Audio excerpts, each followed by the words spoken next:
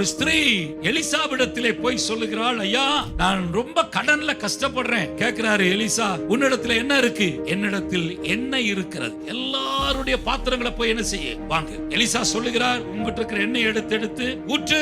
எல்லாம் நிறையுது. பிள்ளைகிட்ட கேட்கிறான், இன்னொரு பாத்திரம், அடுத்தது. கடைசியில பாத்திரம் முடிந்து விட்டது. எண்ணெயை நிறுத்துறது ஆண்டவரா அல்லது அந்த வீட்டு பெண்ணா? எண்ணெயை நிறுத்துறது கர்த்தர் இல்ல, அந்த ஸ்திரீ. இன்னும் 4 பாத்திரம் இருந்திருந்தால் நிறைஞ்சிருக்குமா? நிறையாதா? நிறைஞ்சிருக்கும்.